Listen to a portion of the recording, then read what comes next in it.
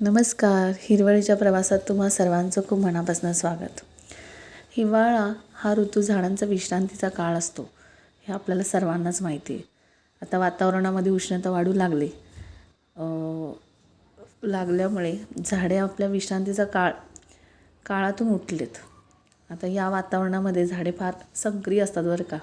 विश्रांती करून उठल्यामुळे झाडामध्ये हार्मोन लेवल एकदम जास्त असते. जसे की रूट हार्मोन, ग्रोथ हार्मोन एकदम ॲक्टिव्ह असतात. आजच्या भागात आपण झाडाचं कटिंग प्रूनिंग कसे करावे हे पाहू. सध्याच्या वातावरणात झाडाचे हार्मोन लेवल सक्रिय असते. याचा अर्थ असा की जर झाड तुम्ही कट केली तर त्याची वाढ पटकन होते. झाडाचे कटिंग करताना आपल्याला झाडाची उंची तसेच वय आपण लक्षात घेणे गरजेचे आहे. झाडाची उंची किंवा वय जर कमी असेल तर त्या झाडाला हार्ड प्रूनिंग करणे टाळावे. त्याचे फक्त वरील शेंडे, कोवळे शेंडे जे असतात ते कटिंग करून घ्यावे.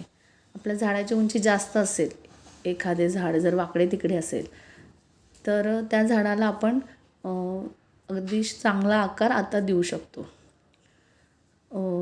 झाड जर एकदम निस्तेज असेल, वाळल्यासारखे दिसत असेल, अशा झाडांचा वातावरणात कटिंग करून घ्यावे.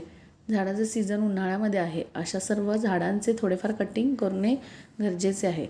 आता कटिंग तुम्ही 2 प्रकारे करू शकता. एक हार्ड प्रूनिंग, दुसरे सॉफ्ट प्रूनिंग. आपल्या झाडाचे वय, उंची इथे लक्षात घेतली पाहिजे. झाड जर खूप छोटे असेल तर त्याचे तुम्ही हार्ड प्रूनिंग केले तर चालते. वाढण्यास बराच वेळ लागतो. असे झाडांचे तुम्ही सॉफ्ट प्रूनिंग करू शकता. झाडाचे फक्त वरचे शेंडे एक बोट कट करून घेणे. हार्ड प्रूनिंगमध्ये झाडाची उंची जास्त असेल तसेच वय झाडाचे जास्त असेल तर तुम्ही झाडाचे हार्ड प्रूनिंग करू शकता. म्हणजे झाडाची उंचीप्रमाणे 1/3 भाग कट करणे. कोणत्याही झाडाचे कटिंग करताना नेहमी 90 अंश तिरपा कट मारावा. म्हणजे जेव्हा आपण झाडांना पाणी देतो त्यावेळेस जर चुकून पाणी पडलं तर ते पटकन निघून जावे, त्यासाठी आपण तसं पाणी टाकायचं आणि जेणेकरून फंगस लागू नये. आता कटिंग प्रूनिंग का करावे?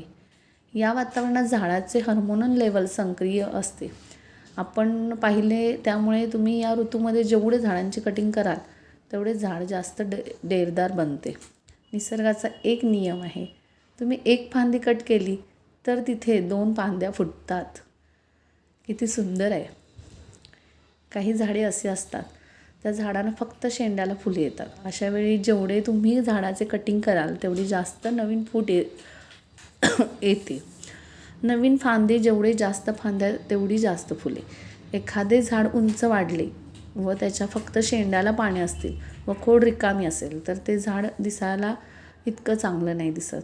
त्याच्यामुळे ते कटिंग करून तिथून नवनव्या फांद्या जेव्हा फुटू लागतात त्यावेळेला ते झाड डेरदार आणि आकर्षक दिसू लागतं. तसेच हिवाळ्यामध्ये झाडांची पानगळ होऊन बऱ्याचदा फांद्या झाडांच्या वाढलेल्या असतात, तसे निष्पर्ण असतात. अशा फांद्या ठेवून उपयोग नाही, अशा फांद्या कट करून टाकाव्या. ज्या फांद्या वाळलेल्या आहेत त्याही कट करून टाकाव्या. अशा वाळलेल्या फांद्या झाडांची विनाकारण एनर्जी घेत असतात. थोडक्यात सांगायचं म्हटलं तर जास्वंद, बुगनवेल यांचं सीझन उन्हाळ्यामध्ये सुरू होतं. अशी सर्व फुलझाडे, या सर्व झाडांचे कटिंग या वातावरणात करून घेऊ शकतो.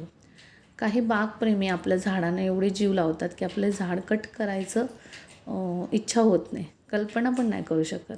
म्हणजे एकंदरीत मलाही होत असतं.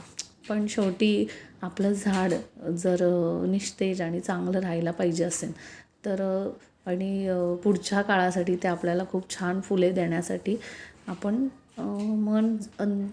थोडंसं अंतःकरणानं आपल्याला हे झाडांचं कटिंग करावं लागत असतं. महत्त्वाचं, झाड कट केल्यानंतर झाडापासून जे कटिंग निघतात तेही या वातावरणात तुम्ही रुजवू शकता.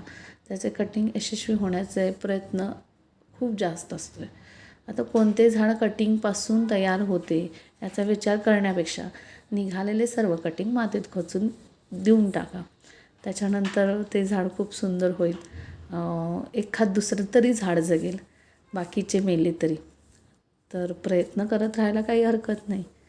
आणि खूप छान झाडांची काळजी घेण्यासाठी आत्तापासून आपण तयारीला लागणं खूप गरजेचं आहे. तर ह्या भागात आपण इतकंच पाहू.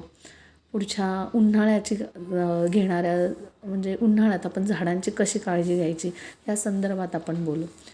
थँक्यू.